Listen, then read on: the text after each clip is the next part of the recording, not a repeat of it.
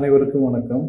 இப்போ நம்ம இன்னைக்கு பேசப்போகிற தலைப்பானது பார்த்தீங்கன்னா, அதாவது மக்கள் எப்படி ஒரு சாதாரண ஒரு சிம்ப்டமா வருகின்ற அந்த நோயை எப்படி அவர்கள் பெரிதுபடுத்திக் கொடுக்கிறார்கள் என்பதை தான் அவர்களுக்கு அந்த விழிப்புணர்வை ஏற்படுத்துகின்ற நோக்கில் இந்த காணொளியை நம்ம வெளியிடுகின்றோம்.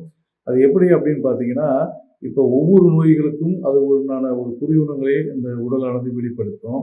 அந்த குறிகுணங்களை நாம் அலட்சியப்படுத்தி ஏதோ ஒரு சும்மா ஒரு தலைவலி வருதுன்னு வச்சுக்கங்களேன், உடனே அதுக்கு மருந்து கடையில் போய் ஒரு மாத்திரை வாங்கி போட்டு சாப்பிட்றது, இல்லை ஒரு ஜுரம் வருதுன்னு வச்சுக்கங்களேன், ஒரு மாத்திரையை கடையில் போய் வாங்கி சாப்பிட்டுக்கிறது, இல்லை ஏதாவது ஒரு வயிற்று வலி, இது மாதிரியான சின்ன சின்ன ஒரு எளிதான ஒரு குடிகுணங்கள் உடம்பில் வரும்பொழுது அதுக்கு மருந்து நம்மளாகவே செல்ஃப் மெடிக்கேஷன் செய்து போய் கடைகளில் வாங்கி வந்து சாப்பிட்டுருக்கோம். இது பார்த்தீங்கன்னா ஏதோ ஒரு நாள் 2 நாள் வந்துட்டு போனால் கூட நீங்கள் செல்ஃப் மெடிக்கேஷன் எடுத்து அதை சாப்பிட்டா எந்த பிரச்சனையும் கிடையாது. ஆனால் இது தொடர்ச்சியாக அடிக்கடி உங்களுக்கு வரும் பொழுது நீங்கள் இந்த மாதிரியாக அடிக்கடி நீங்கள் தொடர்ச்சியாக செல்ஃப் மெடிக்கேஷன், அதாவது தானே மருந்துகள் வாங்கி சாப்பிட்டு இது மாதிரி பண்ணீங்க அப்படின்னா அது உடலில் இருக்கின்ற ஒரு நோயினுடைய அறிகுறியாகத்தான் இந்த குறிகுணங்கள் எல்லாம் வருகிறது. புரியுதுங்களா? இப்போ ஒரு தலைவலின்னு வச்சிங்கன்னா, சப்போஸ் மூளையில் கூட கட்டி இருக்கலாம். புரியுதுங்களா? அப்போ கட்டி இருக்கும் பொழுது நீங்கள் ஒரு தலைவலி ஒரு நாள் வருது, சரி 2 நாள் வருது, மருந்து மாத்திரை வாங்கி சாப்பிட்டு அது சரியாக போகுது, அப்போ விட்டுடலாம், ஒன்றும் பிரச்சனை கிடையாது. ஆனால் அந்த தலைவலியே உங்களுக்கு தொடர்ச்சியாக வருதுன்னு வச்சிங்களேன், அடிக்கடி வந்துக்கிட்டே இருக்குது அப்படின்னா, நீங்கள் அதே மாதிரி மாத்திரை வாங்கி சாப்பிட்டுக்கிட்டே இருந்தீங்க அப்படின்னா மூளையில் இருக்கின்ற அந்த கட்டியானது வளர்ந்து விடும். நீங்கள் ஆரம்ப நிலைகளிலே வரும்பொழுது அது அந்த சிம்டம்ஸை நம்ம கவனித்து இது தொடர்ச்சியாக வருகிறதா, இல்லை சும்மா ஒரு நாளைக்கு 2 நாளைக்கு. ஏன்னா இப்போ ஒரு பஸ்ஸில் போயிட்டு இருந்தால் கூட தலைவலி இருக்கும், இல்லை இந்த நேராக வேலைக்கு சாப்பிட்னா கூட அந்த பசியினுடைய மயக்கத்தால் தலைவலி வரும், இல்லை வெயில் அலைஞ்சிட்டு வந்தால் கூட தலைவலி வரும், இல்லை ரொம்ப அலைச்சல் பட்டாலும் தலைவலி, இது மாதிரி விஷயங்கள்லாம் தலைவலி வரும். அந்த தலைவலி வந்துச்சுன்னா நீங்கள் ஒரு மாத்திரை வாங்கி சாப்பிட்டா ஒன்றும் சரியாக போயிடும், ஒன்றும் பிரச்சனை இல்லை. அல்லது நீங்கள் மாத்திரை வாங்கி சாப்பிட்னா கூட ஒரு ரெஸ்ட் எடுத்தீங்கன்னா சரியாக போயிடும்.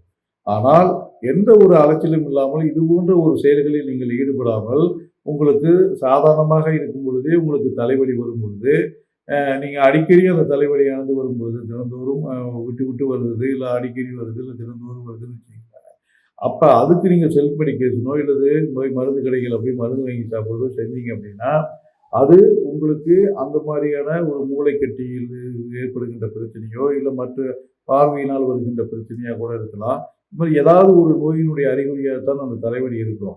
அப்போ நாம் என்ன பண்ணணும்னா, இந்த மாதிரியான தலைவலிகள் உடனடியாக வரும் பொழுது நாம் உடனடியாக மருத்துவரை அணுகி அதற்குண்டான சிகிச்சை முறைகளை முறைப்படியாக நாம் செய்து கொள்ள வேண்டும். இது ஃபர்ஸ்ட்டு பாயிண்ட்டுங்க. புரியுதுங்களா?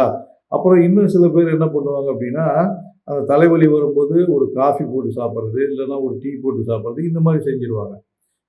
அப்போ அந்த காஃபியில் இருக்கிற அந்த கஃபைன் அப்படிங்கிற ஒரு சில மாதிரியான வேதிப்பொருட்கள் எல்லாம் கொஞ்சம் தலைவலியை கண்ட்ரோல் பண்ணிக்கிட்ட ஒரு தன்மை இருக்கும். உடனே அவங்க என்ன நினச்சிடுவாங்க, தலைவலி போல ஒரு காஃபி வாங்கி சாப்பிட்றது, இந்த மாதிரி பண்ணுவாங்க. இது மாதிரி பண்ணுவதும் அதுவும் தவறு. அடிக்கடி இந்த மாதிரி குறிகுணங்கள் வரும் பொழுது நாம் மருத்துவரை அணுகி அது முறைப்படியாக பரிசோதனைகள் எல்லாம் செய்து கொண்டு அதற்குண்டான சிகிச்சை முறைகள் நாம் செய்யும் பொழுது அந்த மூளையில் இருக்கின்ற கட்டியோ, அந்த பார்வை குறைபாடு பிரச்சனையோ, இல்லை கல்வியில் ஏற்படுகின்ற ஏதாவது பிரச்சனைகளோ இருக்கும் பொழுது அது எளிதாக நம்ம ஆரம்ப நிலைகளிலே அதை குணமாக்கி கொள்ள முடியும். ஆனால் அதை நீங்கள் அலட்சியப்படுத்தி நீங்கள் அது ஒரு சாதாரண பிரச்சனை என்று நினைத்து இந்த மாதிரியான செயல்களில் நீங்கள் ஈடுபடும் பொழுது அந்த நோயானது பெரிதாகி அது மீண்டும் அந்த நோய்கள் திரும்ப திரும்ப வருகின்ற ஒரு வாய்ப்பினை ஏற்படுத்திவிட்டு அதே போல் அந்த நோய்களை குணமாக்குவதற்கு ரொம்ப நாள் ஆகுவதற்குண்டான வாய்ப்புகளை நீங்கள் ஏற்படுத்தி வருகின்ற ஒரு சூழ்நிலை தான் அப்பொழுது ஏற்படும். அதனால தான் நம்ம உடனடியாக அந்த குறிகுணங்கள் வரும் பொழுது நாம் முறையான ஒரு மருத்துவரை அணுகி அதற்குண்டான சிகிச்சை முறைகளை நாம் மேற்கொள்ள வேண்டும். இதே மாதிரி தான் பார்த்தீங்கன்னா நிறைய பேர் என்ன பண்ணுவாங்கன்னா, வயிற்று வலின்னு சொல்லிட்டு ஒரு வயிறு உப்புசமாக இருக்குது அப்படி இப்படின்னு சொல்லிட்டு லவோ வாங்கி குடிக்கிறது, இல்லைன்னா ஒரு ஜூஸ் ஏதாவது வாங்கி சாப்பிட்றது, ஏதாவது சோடா வாங்கி சாப்பிட்றது, இது மாதிரியான விஷயங்களில் ஈடுபடுவாங்க. இதுவும் அதே மாதிரி தான். ஒரு நாளில் வந்துட்டு போயிட்டா பிரச்சனை கிடையாது. புரியுதுங்களா? இது அடிக்கடி வரும் பொழுது அது வயிற்றில் ஏதாவது கட்டியாக கூட இருக்கலாம், இல்லது வயிற்றில் வரக்கூடிய அந்த குடல் புண்ணினுடைய அறிகுறியாக ஆரம்ப நிலை அறிகுறியாக கூட இருக்கலாம். அது பல்கி பெருகி அது பெரிய உபாதைகளை ஏற்படுத்துவதை நம்ம நிறுத்துவது என்பது ஆரம்ப நிலைகளிலே இந்த குடிகுணங்கள் வரும் பொழுதே அதற்குண்டான மருத்துவரை அணுகி நம்ம சரியான சிகிச்சை முறைகளை மேற்கொள்ள வேண்டும். இல்லை நீங்கள் அந்த மாதிரி அலட்சியப்படுத்திங்கன்னு வச்சிங்கன்னா தலைவலி மாதிரியே அது பின்னாலே பெரிய ஒரு நோயை பெரிய நோய் அப்படின்னா உடல் புண் அல்லது வயிற்றில் ஏதாவது கட்டிகள் இருந்தாலோ இந்த மாதிரியான பிரச்சனைகள்லாம் வரும். அப்ப நீங்க ஆரம்பத்திலேயே இந்த குடிகுணங்களை அலட்சியப்படுத்தாமல் மருத்துவம் நாம் மேற்கொள்ள வேண்டும். இது மாதிரி தான் ஒவ்வொரு நோய்களும் அதற்குண்டான அந்த அறிகுறிகளை, ஆரம்ப நிலை குடிகுணங்களை நமக்கு உடம்பின் மூலமாக அது வெளிப்படுத்தும்.